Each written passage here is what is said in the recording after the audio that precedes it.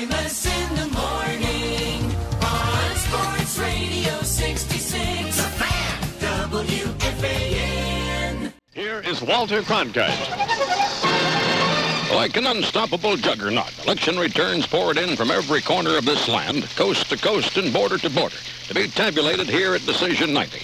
Now, a quick recap of some of the key races. In the state of New York, first of all, where, as expected, voters have returned to the executive mansion, a humorless, sunken-eyed Italian who looks as though he just made his bones on the set of Goodfellas.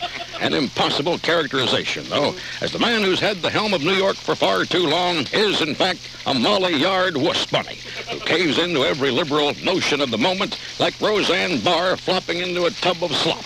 At a time when New York State and City are drowning, the voters have just put a man in a lifeguard station who deals in concrete overshoots. Just great. On the Republican side, one is cause to wonder what the hell Pierre Renfrey was thinking about in challenging Mario Cuomo. Renfrey's irrational act, the political equivalent of sticking a gun in your mouth and saying, hey, what happens if you pull this thing? And besides, who was going to vote for somebody who sounded like a bottle of toilet water who ought to be sharing the top of the ticket with Barney Frank? In the state of New Jersey, as expected, incumbent Bill Bradley handily won re-election over transsexual Christine Jorgensen. No. How's that? Christine Todd Whitman. Oh, I'm sorry. Correction. Over transsexual Christine Todd Whitman. However. And who was she kidding? She couldn't have gotten elected dog catcher, unopposed and voting for herself. Finally, a look at the Texas governor's race, pitting a 300-year-old woman against the dumbest son of a bitch this reporter has ever seen. Who won? Who cares? If I were the Lone Star State, I'd forget the Alamo, remember Hiroshima, and call in a nuclear strike on myself. Now, the most fundamental question of all. Why am I covering elections again? Search me. I'm retired and, frankly, spent election night aboard my sailboat getting hammered. I have no idea who won anything. Ted Turner's over in the corner of the CNN Decision 90 newsroom bopping Jane Fonda, and he's the only winner of the hour that I can figure out. That's the way it is post-election aftermath 1990. I'm Walter Cronkite. Get me a grant. Imus in the morning. You try, no one to drive you crazy. Let's wait for him to die. You-hoo. Hey, you-hoo. Yeah. It's me, the walrus, John. John Lennon? No, John Bartholomew Tucker. Hey, have you listened to the new Wilburys album? Well, yes, I have. Roy Orbison and I heard it the other day. We've come to a conclusion. Right. Roy was the lucky one.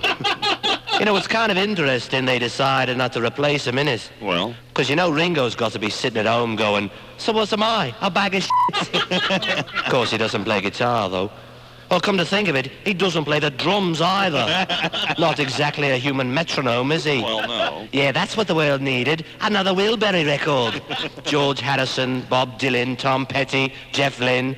You take four middle-aged guys who can sing and stick them in a studio together, you don't get a vocal miracle. No. You get four middle-aged guys sitting in a studio who can sing. You didn't think I could hear the radio up here, did you? Well, no, not really. Oh, yeah, we get CBS FM, you guys, WINS. Got to have your news now, don't you? Well, I guess. We switch to 1010 right after you go off the air. Funny, but in hell, they don't turn on the fan till after you get off. Martin Luther King's strutting around up here whistling. Oh, really? Got a great big smile on his face, really feeling cocky about this Arizona Super Bowl thing. Yeah. How do you like that, he said to me, and I don't even play football. But the NFL was real disappointed. Sure, they were really looking forward to wearing shoulder pads in 106-degree heat. Oh, before I forget, Yeah. Mayor Kahana wanted me to ask you something. Oh, yeah, what? You know that guy who shot his assassin? Right. A postal policeman. Right. Not that he's not grateful, you understand, but he had an interesting point. What the bloody hell are the postal police doing with guns? Is there a special task force to wipe out chain letters? Sorry, son, this is postage due. Feet back and spread 'em. Oh, look, got to go. Elvis is coming by. Oh, yeah. No, I already ate me lunch. Imus in the morning. Have. Find out from Imus. We know his cholesterol count is low, but how about other blood chemistry components? Yeah, it's Imus. My lipid says the percentage of total blood cholesterol are 79. And sure, we know he's a running sumbitch, but when did he run last night? And for how long, eh? It's Imus. I ran last night at 22 past 8. I felt pretty good, though there was a slight twinge in my anterior cruciate ligament for 6 minutes and 11 seconds. And say, how about that always mesmerizing Imus food intake? Chowing down the cremette is a given, but do you know what variety? Hi, it's Imus. I ate some rigatoni last night. If I cut up some greens, couple of vegetables, and some well-drained, water-packed white flake tuna. I had 37 ounces left over. Maybe I'll eat it today. Call me later. Find out what I did. Riveting, I guess. And his love life. Hi, it's Imus. I'm answering with my left hand. My right hand is otherwise occupied, nuzzling the nasty nozzle of narcissism. Besides, Colin's had a headache and a hairball. That's right. No life. And now you can share it by just dialing the Imus Hotline at 1-900-BOREDOM. That's 1-900-BOREDOM. He's worn out everybody else. Now, Imus wants to talk to you. The Imus Hotline. $25 for the first minute, $15.50 each additional minute. What'd you expect? Kids, get mom and dad's permission before calling. If they say no, call anyway. What are they going to do? For customers who've called 1-900-BOREDOM, the Imus Hotline, the suicide hotline number is available on request. The Imus Hotline is a service of Gun in the Mouth Productions Limited. Imus in the morning. Supply pipe. That was... Hey, don't touch that! I am touching it. What are you going to do about it? Meanwhile, back at the One-Eyed Monster Casino. I'll tell you, Cooper, she got some real nice breasts, don't she? And not bad for a midget. It is happening again. What? It is happening again. What? It's happening again? You too? Must be them perky breasts, huh? On the other side of town, a disheveled Inez pulls Malcolm's lifeless body from the iron lung. She tears a page from Cat Fancy magazine, rips it into 3 pieces, then rolls each piece into a tiny ball and shoves them up his nose. Then, with a clam knife, she removes the stick boy's stick. On the next 3 testicles... The woman is father to the man. What the f*** is that supposed to mean? Come on, somebody give me a f***ing clue here! Imus in the morning. Up at the station with an ounce of cocaine and an envelope stuffed with $100 bills. Don, how much did you make off of, let's say, the Archie's Sugar? Well, did you know, Scott, they were a cartoon group, so... You know, when I tried to get the check from them over there at MCA... Well, they were on Atlantic. They, What was that? Weren't they on Atlantic? I went to the wrong record company. No wonder. I'm not sure, by the way. Neither was I. I was drinking at the time. I always dealt with independent promotion men. As you were drinking at the time. I remember we were both over with Yoko at the Dakota. We lost quite a bit of one of the road graders, I know for sure. Murray the K's hat. Yeah. You know, speaking of that, remember those Thanksgiving dinners over at Murray the K's house when we'd ask his mom to sing Splish Splash? She had no idea what we were talking about. God, we love those days. Well, I've got to go, Scott. You'd ask for a pork chop, and his mom would pass out right there on the table.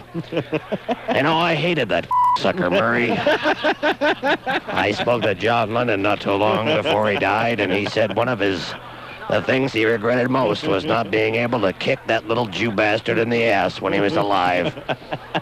Of course, when that sucker finally died, we couldn't be happier.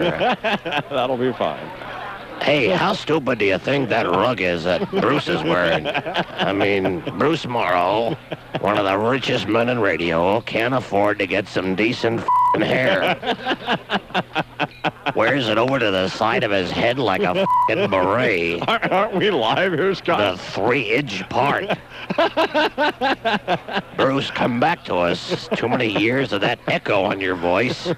Over there, that hideous 101 FM. No one cares about 4 wops singing a cappella doo-wop. 3 people in Brooklyn listen to that shit. Nobody cares. Imus in the morning. Hi, it's Imus standing by to share my secret life with you. That's right. Now you can reach out and touch a figure of legend, Radio Hall of Famer Don Imus. Have you made contact yet? What are you waiting for? Don Imus is ready to pick up the Imus in the Morning phone line hotline. 4.5 hours, 5 days a week on the radio won't satisfy the inner Imus fan. So now he's making himself available in person and in private to satiate those cravings for... More Imus, more Imus, more Imus, more Imus. Sure, radio's great, but now talk to the man one-on-one. Hey, it's Imus. Are you little peaches fuzzy, huh? They tell me Imus wants to know, baby. Oh, I see. What that is slippery. Is your big old sweet potato slippery, baby? Tell me about the big old tuba you got. How intimate can you get? Or need a good laugh at your next party? Call Imus. Put him on the speakerphone. Tell him to say regularly or Knockman and break out the beer. Regularly. Regular. Napkin. Knock. Ha, ha, ha. What a drooling fool. And it's all available on the Imus in the Morning phone line hotline. But wait, what about sex, you say? Imus has no sex life, but he can dream, can't he? You ever wondered what Dean Rusk would look like whaling on Olympia Dukakis, turtle style, in an igloo? I have, and I'll tell you. Give me a call. Da. It's hot. It's steaming. It's your open channel to Imus. 24 hours a day. To the man who never sleeps at 1-900-BOREDOM. 1-900-BOREDOM. He's made his friend's eyes glaze over. Now it's your turn. Call now. Kids, get mom and dad's permission before dialing or poison their food. Either way, you're a winner. $50 first minute, $25 each minute thereafter. The Imus phone line hotline is a service of Somonex Deep Sleep Aids. Busy signal, Imus is also available at 1-900-COMA. Call now. Imus in the morning. Imus in the morning.